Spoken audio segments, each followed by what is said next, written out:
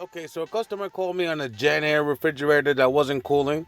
So I took apart the freezer section and I noticed that there was a lot of frost. The fan's running, but there's frost buildup on that whole evaporator coil.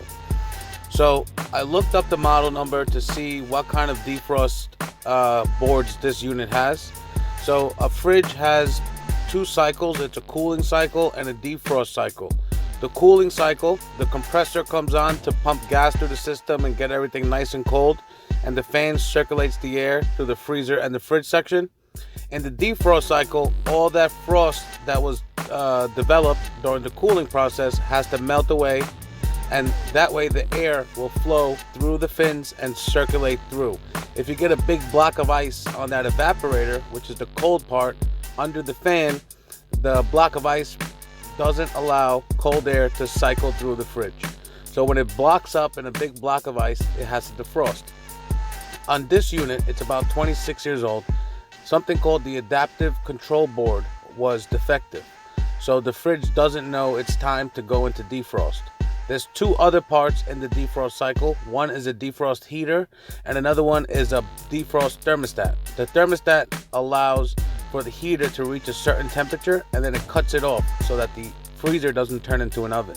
So what happens is if the board doesn't allow for defrosting time, it freezes up and blocks the cooling from circulating. So before you change any parts, you want to test your heater and your bimetal, the defrost thermostat. So the way to test the heater is you take a multimeter and you want to ohm it out. So if you go between those two wires, you find 22 ohms on this heater. That seems enough. Based on experience, I don't have the specs, but heaters are usually between like 17 and 35, depending on the size, and that's usually what you find when they're working. And then you want to test that defrost thermostat. I didn't do it in this video because I needed two hands to film and do the diagnostic work. You could find a ton of videos on how to test a defrost thermostat. Basically, when it's encased in ice, it should be closed, so you should get a beep from your multimeter. And if it's open, that means it's not going to beep.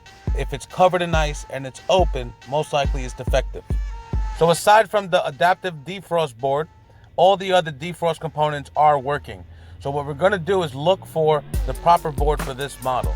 So I'm going to go ahead and try to find an adaptive control board. So these are different examples.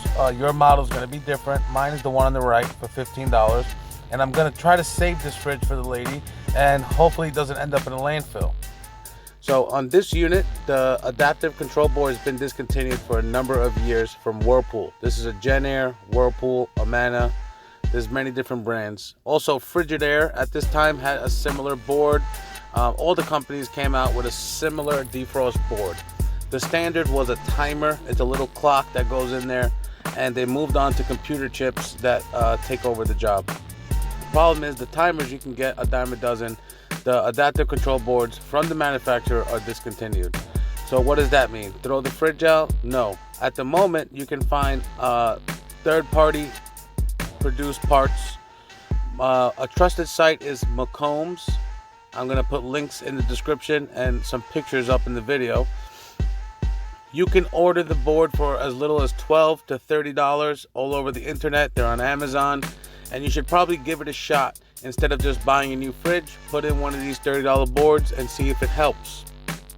I'm also going to link a video on how to install the adaptive control on this model. I'm going to put a link in there, and if you have a different fridge, search your fridge and try to see how to do the installation. Make sure you test all the other parts the proper way, because the board's not going to fix it if the other parts are defective or broken. And thanks for watching the video. Like and subscribe. Any questions, leave them in the comments. I try my best to answer everybody. And thank you for watching. Feel free to reach out with any suggestions, any comments, any questions. I'm always here to help you. Thank you. Take care.